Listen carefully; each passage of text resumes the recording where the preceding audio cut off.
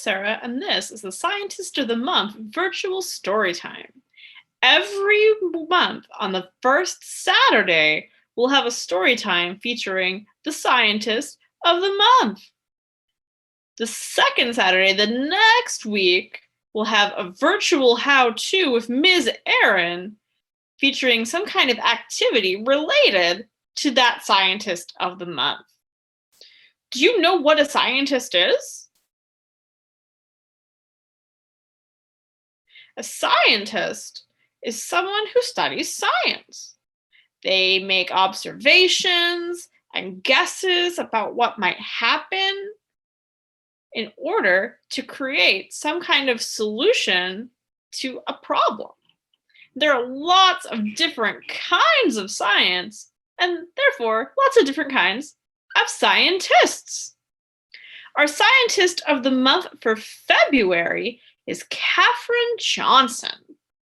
She was a mathematician who helped NASA land on the moon. What do you think a mathematician does? Do you have a guess? Well, yes, of course they use math. You're right. What do you think they might use math for? Yeah, they use math to find solutions to all different kinds of problems. In this case, doing equations to figure out how to get a rocket ship from Earth to the moon. So our story this month is Counting on Katherine, how Katherine Johnson saved Apollo 13. It is words by Helene Becker and pictures by Dal Pumitruc. It's read with permission of Macmillan Publishing.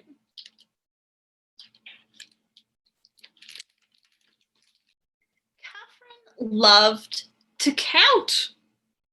She counted the steps to the road, the steps up to church, the number of dishes and spoons she washed in the bright white sink. The only things she didn't count were the stars in the sky. Only a fool, she thought, would try that. Even so, the stars sparked her imagination. What was out there? Katherine yearned to know as much as she could about numbers, about the universe, about everything. Katherine's boundless curiosity turned her into a star student. She was so bright, she skipped 3 whole grades. She catapulted right past her brother. He wasn't too happy about that. By the time she turned 10, Katherine was ready for high school. But back then, America was legally separated by race. That meant that Black students and white students couldn't go to the same school. Her town's high school did not admit Black students of any age. Katherine burned with fury. She wanted more than anything to keep learning. There was still so much to know. Oh, what's Katherine going to do? Is there another school she can find? I hope so. Let's turn the page and see.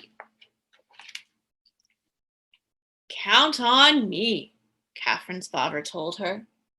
By working night and day, he earned enough money to move the family to a town with a Black high school. They lived in White Sulphur Springs, and they moved to Institute. Both towns were in West Virginia. Katherine loved high school. She was good at every subject, but math was still her favorite. She dreamed of becoming a research mathematician, making discoveries about the number patterns that are the foundation of our universe. In those days, though, there were no jobs as research mathematicians for women. Professions most available to them were teaching and nursing. So what do you think Katherine did? Looking at the picture, there's Katherine. What kind of job do you think she got? Yeah, looks like she was a teacher. Let's keep reading. So Katherine became an elementary school teacher. She liked her job and she loved her students, but she never stopped dreaming about exploring numbers. In the 1950s, the US government's National Advisory Committee on Aeronautics, or NACA, hired thousands of new employees. It even started hiring Black women as mathematicians. Well, that's great news! Katherine heard about the mathematician jobs. Her heart raced with excitement. Perhaps her dream could come true after all. But when she applied for one of the positions, she was told they were already filled. Oh, now what? How's Katherine going to be a mathematician if the jobs are filled? Maybe another opening will come up? I hope so. Let's see. Katherine had to wait a whole year until new spots opened up. Her patience paid off, and she got the job. A few years later, the Soviet Union sent a rocket ship into space, launching the space race with the United States. NACA was rolled into a new space agency, the National Aeronautics and Space Administration, or NASA. Katherine now found herself at the heart of America's space program. Electronic computers were not widely used yet, and she worked as a human computer, calculating a long series of numbers. All the computers were women. They were given the tasks that men thought were boring and unimportant. But that didn't bother Katherine. She knew that without her contributions, a spaceship couldn't reach the destination nor safely return to Earth. Do you have a ball handy? If you have a ball, go grab it. If you don't, I want you to imagine that you have a ball in your hand. So now that you either have your ball or you're pretending, let's throw it up in the air. Whoop! What happens? Does it stay up in the air? No. What happens next once we throw it up in the air? It comes back down. You're right. The same thing can be applied to a rocket ship. Here's why. Sending a rocket ship into space is like throwing a ball into the air. At first, the force of the throw sends the ball up, up, up. But as its energy runs out, the ball's path curves back toward the ground. Where it lands depends on the angle it was thrown and how high and how fast it flew. Because math is another kind of language. Katherine could ask those questions. How high would the rocket ship go? And how fast would it travel? She asked this with numbers. And numbers would provide the all-important answer. Where would it land? To find out, Katherine plotted the numbers she calculated on a graph. When she joined the points together, they formed a curved line. At one end of the line was Earth at the time the rocket ship launched. At the other was where Earth would be when the ship landed. That's really important stuff. Katherine's reputation for accuracy, for getting things right, and strong leadership skills got her promoted to Project Mercury, a new program designed to send the first American astronauts into space. Mercury's missions were going to be dangerous. So dangerous that even the project's star astronaut, John Glenn, refused to fly unless Katherine okayed the numbers. You can count on me, she said. Glenn's spacecraft, Friendship 7, orbited Earth, went around Earth 3 times, and returned home safely. Glenn became a national hero. What about Katherine? Did she become a hero? What do you think? Katherine was promoted again. Now she was asked to calculate the flight path for Project Apollo, the first flight to the moon. Count on me, she said. On July 20th, 1969, almost more than 50 years ago, the Apollo 11 astronauts walked on the moon. Their feat was celebrated around the world. More triumphs followed. Apollo 12 rocketed to the moon in November 1969. Apollo 13 launched on April 11th, 1970. But on the third day of Apollo 13's flight, the worst thing happened. What do you think? There was an explosion in space. Could the crippled spaceship make it to the moon? And if it didn't, would it be able to get back home at all? The 3 astronauts on board were in grave peril. Commander Jim Lovell told Mission Control, "Houston, we have a problem." Back on Earth, Katherine Johnson got a phone call. Her flight path calculations would have to be done all over again, and perfectly. It would be the toughest challenge of her life. Katherine told Mission Control, "You can count on me." She rolled up her sleeves, took a deep breath, and began doing the math. She worked hard and fast. A few hours later, Katherine's calculations were finished. The flight path to return home would take the ship around the far side of the moon. From there, the moon's gravity would act like a slingshot to zing the ship back to Earth.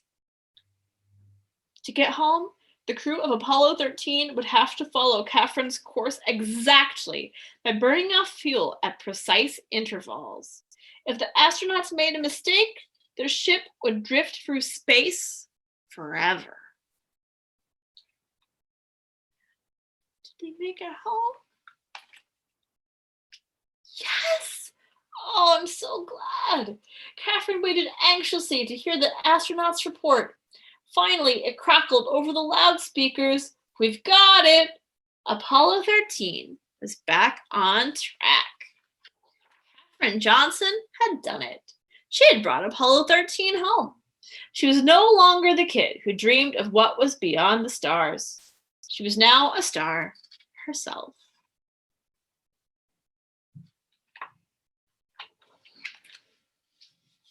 And there's more biographical information, more information about her life at the very back of the book. Let's see what it says. Katherine Johnson was born on August 26, 1918. That's more than 100 years ago, in White Sulphur Springs, West Virginia. Her mother was a teacher. Katherine assumed that she would grow up to be a teacher too. From her youngest days, it was clear to everyone Katherine was extremely bright. When she officially started school, she went straight into 2nd grade. Later, she skipped grade 5.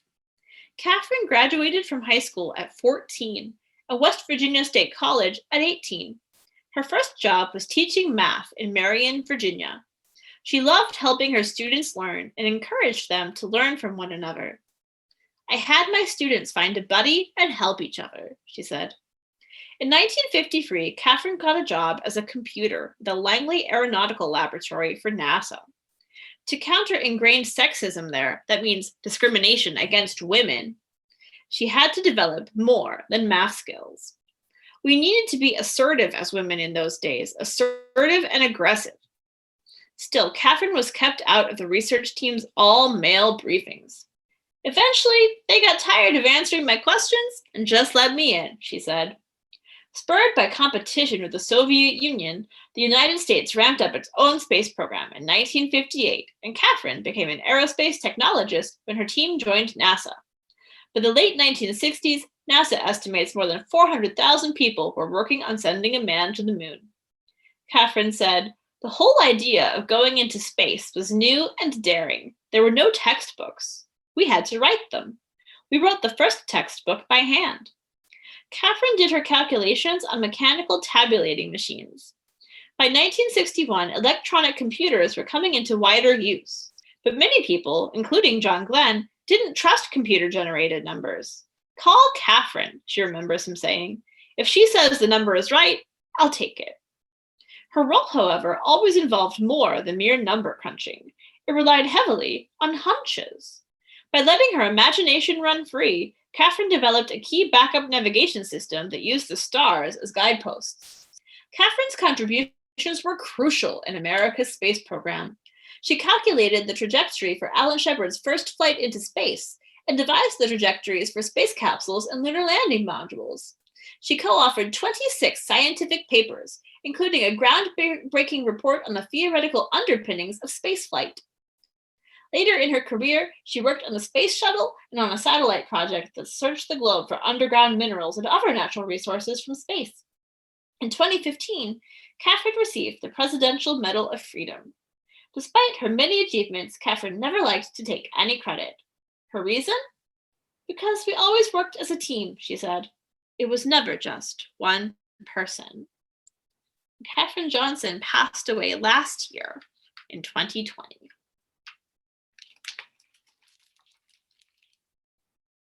Her contributions to mathematics and to the space program are completely invaluable. We would not have made it to the moon without Katherine Johnson.